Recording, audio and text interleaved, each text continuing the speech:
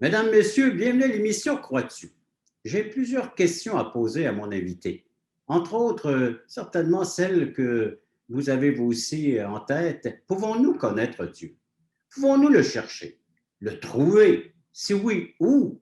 Alors voilà les questions intéressantes que le témoignage de notre invité aujourd'hui va répondre. Et j'ai le plaisir de vous présenter Madame Gisèle Dumont. Gisèle, Oui, bienvenue à l'émission Crois-tu? merci beaucoup. Ça me fait Alors, plaisir d'être là. bah oui, c'est un plaisir commun, hein? Vous avez cherché Dieu très jeune. Ça a commencé où votre histoire? Vous êtes native d'où? Moi, je suis native de Dabbé-Louisville, dans la région des Bois-Francs. Et puis, je suis née dans une grande famille de 10 enfants, dont 5 garçons et 5 filles, dont je suis la deuxième. Et puis, j'ai eu des bons parents, une famille formidable, une belle enfance, un papa qui était travaillant, qui pourvoyait aux besoins de la famille, une maman dévouée pour tous ses enfants.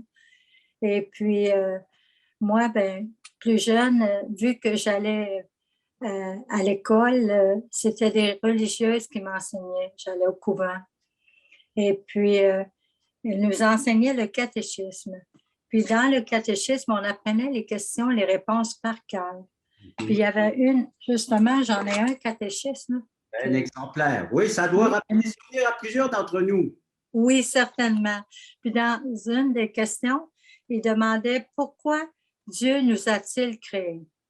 Et puis, les religieuses nous apprenaient que c'était pour le connaître, pour l'aimer et le servir et être heureux avec lui dans le ciel. Alors, moi, toute jeune, j'ai décidé vers l'âge de 13 ans, là, 14 ans, que j'irais à la messe à tous les matins pour pouvoir connaître Dieu. Alors, je me suis acheté un missel.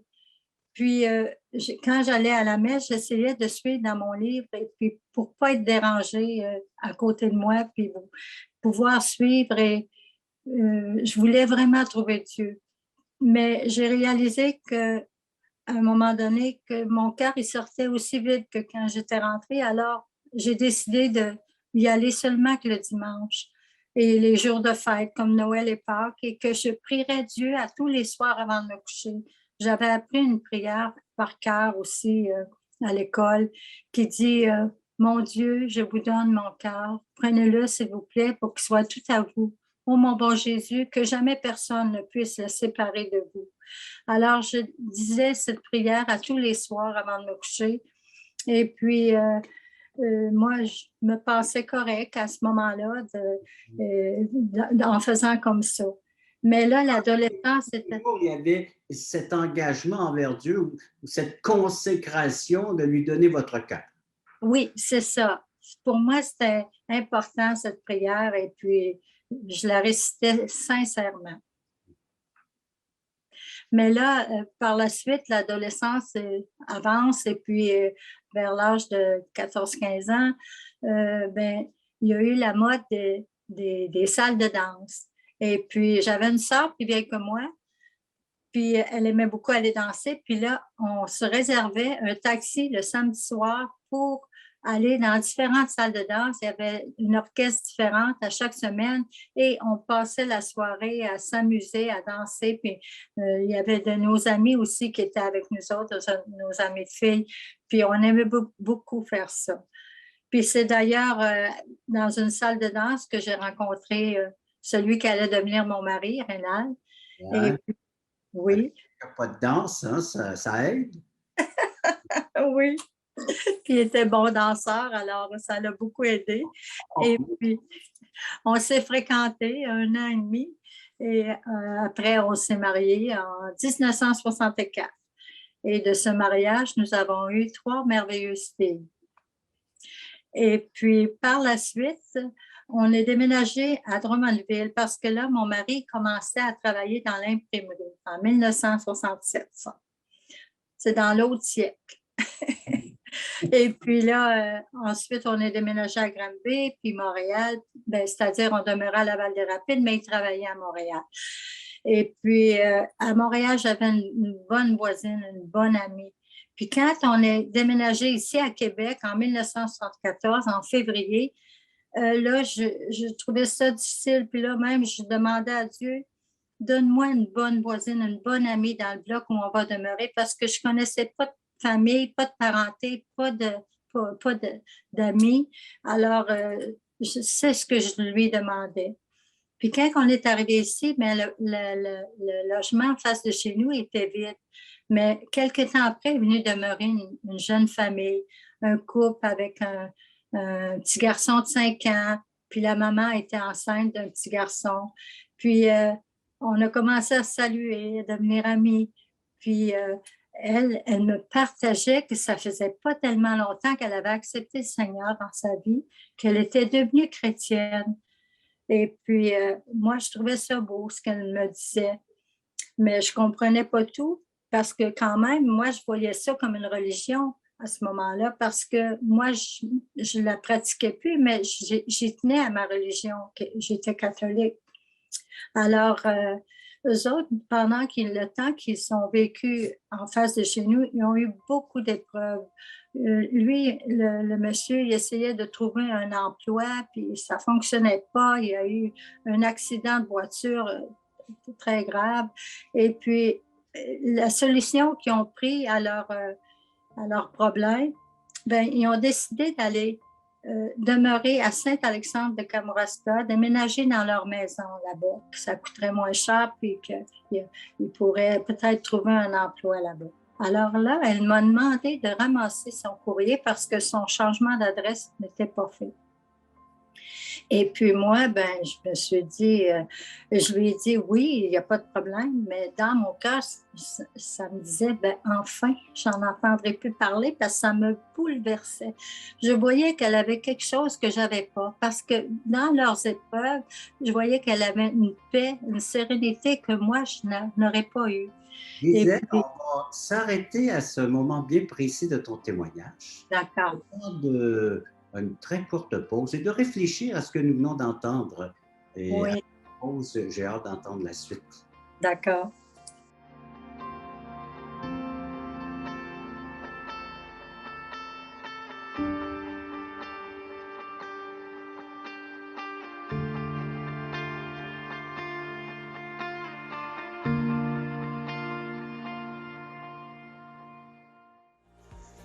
Le ministère Croix-Dessus est très heureux et enthousiaste de vous inviter sur Zoom en direct tous les samedis 9h30 Canada, 15h30 Europe. Nous vous présenterons des témoignages d'espoir vivants et percutants qui nous ramènent à l'essentiel, la Bible, la parole de Dieu et l'assurance d'une vie éternelle en Jésus-Christ. Pour participer à notre réunion Zoom, allez simplement sur notre site web croixdessus.ca et cliquez sur le bouton. Nous vous attendons en grand nombre. Gisèle, donc juste avant la pause, tu nous as parlé de ton enfance, une belle éducation que tu as reçue de tes parents, des belles valeurs, et à la recherche de Dieu, en te posant des questions, où le trouver. Tu as ta religion, donc une pratique plus ou moins présente, surtout dans les dernières années, beaucoup de déménagements. Et là, vous arrivez à un endroit que vos voisins ont une autre croyance que la tienne, ou que la vôtre, que la tienne, entre autres. Et ça te dérange la façon dont eux, ils parlent de Dieu, ils présentent Dieu. Alors, si tu veux poursuivre dans cette direction-là, c'est quoi qui te dérangeait ou parle-nous de la suite de ton histoire? Oui, ça me dérangeait parce qu'elle me disait que s'ils avaient des épreuves, c'était parce que Dieu les aimait. Mais moi, je ne comprenais pas. Je me disais, mais voyons, si Dieu vous aime, qu'il vous lâche un peu. Et puis, là, quand ils sont déménagés, ben, ça me soulageait parce que vu que ça me bouleversait, ben, j'étais contente. Et là, elle m'a demandé de ramasser son courrier, à cause de son changement d'adresse n'était pas fait, mais qu'il y a quelqu'un qui viendrait le chercher à chaque semaine. Et puis, j'ai dit, oh, il n'y a pas de problème. Mais je ne savais pas que cette personne-là qui viendrait, ce serait un autre chrétien. Alors, à chaque semaine, il venait pendant quelque temps chercher le courrier, puis il prenait du temps pour me parler de Dieu, me montrer des versets, me dire qu'il avait accepté le Seigneur, qu'il était sauvé. C'était comme ma voisine. Et puis, je trouvais ça beau, je ne le refusais pas, j'acceptais ce qu'il disait. Mais encore là, j'étais catholique dans mon cœur, puis je ne voulais pas changer. Puis, la dernière fois qu'il est venu, il avait changé son heure pour venir. Alors, c'est mon mari qui a ouvert la porte. Parce que d'habitude, il n'était pas là. J'ai partagé à mon mari ce qu'il me disait. Mais mon mari m'avait dit, ben, on a déjà une religion qu'on ne fait pas. Comment veux-tu qu'on aille dans une autre? Parce qu'on voit ça comme une religion.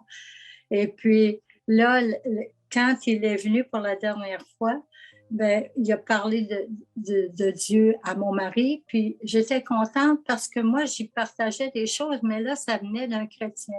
C'était vraiment plus réel là, de quelqu'un qui parle de Dieu.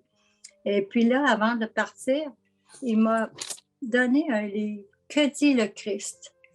Et puis, il lui avait marqué son nom. À la première page, il avait inscrit son nom avec son numéro de téléphone, puis il nous a invités à aller à l'église. Puis là, on a dit oui, tous les deux. Mais dans notre cœur, c'était non. On n'était pas prêts. Alors, il est parti. Et puis, par la suite, moi, j'ai commencé à lire le livre parce que j'aime beaucoup lire. Et puis là, ce livre parle de la différence avec la parole de Dieu. Qu'est-ce que l'Église catholique croit? Et puis, il nous donne les versets, les références. Alors, d'un côté, on met donc les pratiques religieuses et de l'autre côté, ce que la Bible enseigne. Oui, c'est ça. Puis ça parle au sujet de la prière pour les morts, le purgatoire, les indulgences, la confession, le chapelet, les sacrements. Puis moi, je voyais les petites différences, même les sacrements, Dieu en avait fait que deux. C'était le baptême et la communion, et ainsi que pour la confession, il fallait que je me confesse. Ben, c'est-à-dire que je demande pardon à la personne que j'avais offensée, puis après, demander pardon à Dieu. C'est les deux personnes que j'avais offensées que je devais me confesser, dans le fond. Je voyais toutes ces différences. Je savais, tu sais, que ce livre me montrait des choses, mais je restais encore dans ma religion, tout en la pratiquant pas. Mais c'est une année, par la suite, il s'est passé une année, puis en 1975, durant l'été, il y a eu une grève à l'imprimerie qui a duré 4 mois et demi. Et puis là, c'est un été où il a fait tellement beau qu'on aurait pu partir en famille, aller camper, tu sais, faire plein d'activités familiales, Alors, c'était du piquetage. mais mon mari était contre-maître. Il n'y avait pas besoin de... Mais il était fermé. que j'aimais à la maison. Il était souvent parti. Alors, tu sais, j'aurais aimé ça, qu'on fasse plein d'activités en famille. Puis là, à un moment donné, vu qu'il sortait plus, il buvait, là, j'ai dit, là, après 10 ans de mariage, là, moi, là, je pense que ça devrait arrêter, là. J'étais malheureuse parce que je me disais, on a beau avoir tout dans la maison, mais c'est la présence de celui qu'on aime, hein, qu'on veut. Et puis là, il m'avait dit, c'est vrai, tu as raison, là, je pense que là, je suis décidée, là, je vais arrêter. Mais je pense que Dieu commençait à travailler dans son cœur parce que quand il m'a dit ça, j'ai vu qu'il avait l'air plus sincère que les autres fois. Puis là, le soir, il travaillait le soir, puis quand il finissait à minuit, je voyais qu'il se forçait pour arriver plus de bonne heure à la maison. Puis moi, j'étais plus heureuse de ça aussi. Mais ce qui est arrivé dans notre vie, que Dieu travaille, ben, c'est qu'un dimanche matin, jamais qu'on écoutait des émissions évangéliques, mais là, il a ouvert la télévision, puis c'était l'émission de Rex Ambard. Puis lui, Rex Ambard, c'est un prédicateur. Avec la Bible dans ses mains, il prêchait la parole de Dieu. Puis il y avait aussi une chorale, puis des chanteurs. Puis mon mari, il aime beaucoup la musique, alors il aimait beaucoup les chants. Mais moi, ça me rappelait ce qu'il disait, le monsieur, là. Ça me rappelait ce que ma voisine, puis le monsieur qui était venu chercher le courrier m'avait dit, m'avait annoncé. Alors, je lui demandais, est-ce qu'on pourrait aller voir tout à coup, c'est pareil. Puis là, il m'avait dit, non, ce soir, il y a un bon film à la télé, on n'ira pas. Mais ça a été seulement que le 3e dimanche qu'on a pu écouter cette émission, puis ensuite, il a accepté qu'on aille à l'église. Mais Ben, là, il y a... arrête là pour un court moment, ma chère Gisèle. OK. Alors là, vous vous apprêtez à aller Oui, assister à une réunion oui. chrétien, là, des croyants. Mais Ah, après, j'ai hâte de savoir ce qui s'est passé à cet endroit-là, puis la suite de ton histoire. merci.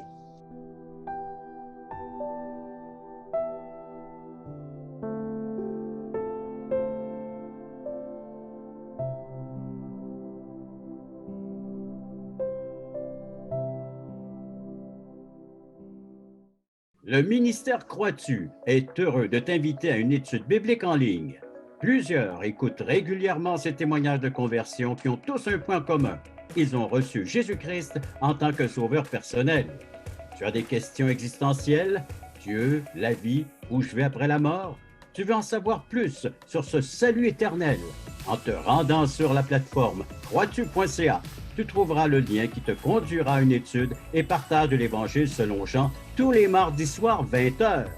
Je vous attends grand nombre. Gisèle, l'Évangile est de plus en plus présent, la Bible est de plus en plus présente dans ta vie. Vous êtes en train de regarder des émissions évangéliques à la télé. Et puis là, ça vous encourage même à aller faire quelques pas vers une église évangélique. Oui.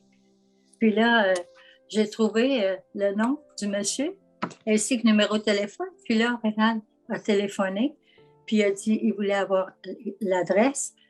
Et puis le monsieur, il dit, je peux aller vous chercher. Rénal, il dit, non, non, j'ai 2 autos. Il dit, on va se rendre par nous-mêmes. Et puis il m'avait dit, on n'emmènera pas les enfants parce que si on veut partir, on va être plus libre. Puis je t'avertis, si toi t'aimes ça, puis moi j'aime pas ça, je te laisse là. On y va que par curiosité. Alors, on s'est rendu à l'église, le monsieur était là, il nous attendait, et puis on a écouté la prédication, puis moi, j'étais assise, puis là, j'écoutais ça, puis je trouvais ça tellement beau, puis je me disais, enfin, je vais entendre parler de Dieu comme j'ai toujours voulu entendre parler. Et là, dans mon cœur, je décidais de revenir à l'église, ne sachant pas si mon mari avait aimé ça.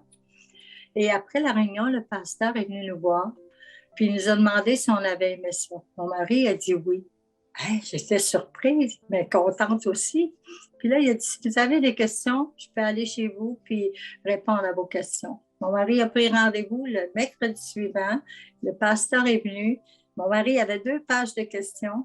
Puis toute l'après-midi, quand il posait ses questions, le pasteur, il tournait dans sa Bible. Puis là, il disait, tiens, lisez ça. Toute l'après-midi, c'est la parole de Dieu qui répondait aux questions de mon mari. Moi, j'en revenais pas qu'un livre pouvait répondre à nos questions comme ça. Et puis là, avant qu'il parte, le pasteur, il s'est tourné vers moi, puis il m'a dit, vous, Madame Dumont, là, si vous mouriez ce soir, où est-ce que vous iriez? Ben, je ne sais pas, c'est quand je vais être morte, ça, que je vais le savoir. Je ne peux pas savoir ça. Là. Mais il m'a répondu que le Seigneur a dit, préparez-vous parce que je viendrai comme un voleur. Ça, je l'avais déjà entendu à l'église. Mais là, j'ai dit, comment me préparer? Et puis là, il a tourné dans la Bible, dans Jean, au chapitre 3, verset 16. Puis il me l'a fait lire. Car Dieu a tant aimé le monde qu'il a donné son Fils unique. Mais il m'a dit, lisez, mettez votre nom à la place de monde. Ça va être plus personnel. Alors, je le relisais, car Dieu a tant aimé Gisèle qu'il a donné son Fils unique, afin que Gisèle croie en lui, qu'elle ne périsse pas, mais que Gisèle ait la vie éternelle. Il dit, croyez-vous ça que Dieu est venu que Dieu a envoyé son Fils pour vous sauver? J'ai dit, ben oui, je crois ça. Il dit, êtes-vous sauvé? Non, non, je n'étais pas sauvée. Mais là, je venais de comprendre que le moyen que Dieu avait pris, que c'était son Fils qui était venu mourir pour me sauver. Alors, il nous a encouragés, le pasteur, avant de partir, à lire l'Évangile de Jean, puis demander à Dieu de vous éclairer. Puis là, on a commencé à aller à l'église, et puis j'entendais une prédication dans Matthieu 7,7 qui dit « Demandez et on vous donnera, cherchez et vous trouverez, frappez et on vous ouvrira. » Mais moi, ça m'encourageait de continuer à chercher. Puis ensuite, une autre prédication dans 1 Pierre 3,18 que Christ aussi a souffert une fois pour les péchés, lui juste pour les injustes, afin de nous amener à Dieu. Et puis j'entendais des témoignages de personnes qui avaient accepté le Seigneur, puis il y avait même la date de leur salut. Moi, je me disais, ben, j'ai la date de ma naissance, mais je n'ai pas la date de mon salut. Alors, mon mari, lui, entre-temps, il avait commencé à lire dans l'Évangile de Jean. Et puis là, il était rendu au chapitre 14, puis il avait eu sa réponse, que la Bible, c'est vrai. Parce que ça dit au verset 26 que le Consolateur, l'Esprit Saint, que le Père enverra en mon nom, vous enseignera toutes choses et vous rappellera tout ce que je vous ai dit. Alors là, il était heureux, il avait sa réponse. Vu qu'il travaillait dans l'imprimerie, il avait sa réponse que la Bible est vraie. C'est le Saint-Esprit qui a pu se rappeler aux hommes pour écrire la Bible. Alors moi, je le voyais, là, il avait accepté le Seigneur, il avait demandé à Dieu de changer. J'avais un mari nouveau, je ne le reconnaissais pas, il ne buvait plus, il ne sacrait plus. C'était plus la télévision en même temps que la radio. Je dis, mais Dieu, il est vraiment vivant, puis tout puissant. Là, j'étais vraiment surprise de voir cette puissance-là dans sa vie parce qu'il avait beaucoup essayé, mais ça ne fonctionnait jamais. Alors, j'ai dit, ben, je vais commencer à lire moi aussi. Puis un soir, je me suis installée dans mon lit, puis là, j'ai commencé à lire dans l'Évangile de Jean. Mais là, je lisais, mais je ne comprenais pas ce que je lisais. Puis là, j'étais bien malheureuse. Puis là, j'ai décidé de fermer la Bible. Puis là, je dis, mon Dieu, je vais être sauvée, mais je ne comprends même pas ce que je lis. Et puis là, le Seigneur a permis que je rouvre la Bible au livre des Proverbes, le chapitre 14. Puis c'est au verset 25 que ce verset-là m'a parlé. Ça dit, telle voix paraît droite à un homme, mais son issue, c'est la voie de la mort. Mais moi, je ne suis pas là, je suis une femme. Mais si je mets femme à la place d'homme, ça va être plus personnel. Alors, j'ai lu, telle voix paraît droite à une femme, son issue, c'est la voie de la mort. Ma voix, je la pensais vraiment droite. Je me comparais au monde. Je me disais, en 1975, on n'entend plus parler du mot péché. Alors, je me disais, ça, je ne fais pas ça. Lui ou elle fait ça. Moi, je me comparais, je me pensais bonne. Puis, c'est comme si, quand j'ai lu ça, que je voyais que ma voix, que je pensais droite, c'était la voie de la mort. Ben, là, j'ai descendu de mon lit, j'ai demandé pardon à Dieu pour tous mes péchés. Là, j'ai dit, je le crois que vraiment dans mon cœur, il y a des choses que toi tu vois, que le monde ne voit pas, mais que ce soit de l'orgueil, de l'égoïsme, de la colère, de la jalousie, de l'envie, tout est là, les mensonges. Toi, tu les as vus, Seigneur, puis je te demande pardon, puis je le crois que tu es mort pour me sauver. Je crois que tu es mort sur la croix pour moi. Puis je sais que ce jour-là, Seigneur a permis que je lise ce verset-là. Il n'y a pas d'hasard. Il n'y a que des rendez-vous avec Dieu. Puis c'est ce soir-là que j'ai pu accepter le Seigneur le 17 septembre 1975. Gisèle, c'est formidable parce que tu t'es adressé à la personne que tu as vraiment offensée, le Dieu saint, un Dieu juste, oui. pur. Et c'est à lui que tu as demandé le pardon, celui qui a le pouvoir de pardonner parce qu'il a envoyé son Fils pour régler une fois pour toutes et juste de porter sa condamnation afin que toi, tu sois libéré. Après la pause, Gisèle, on arrive avec le mot de la fin, la conclusion de ton témoignage et nous. OK.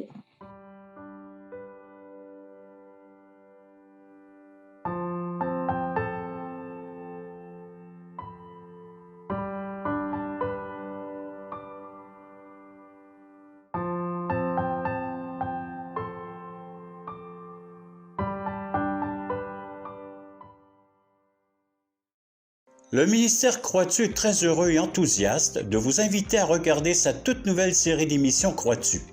Nous vous présenterons des témoignages vivants et percutants qui nous ramènent à l'essentiel, la Bible, la parole de Dieu et l'assurance d'une vie éternelle en Jésus-Christ. À chaque semaine, nous recevrons un invité qui nous dévoilera comment le Seigneur est rentré dans sa vie.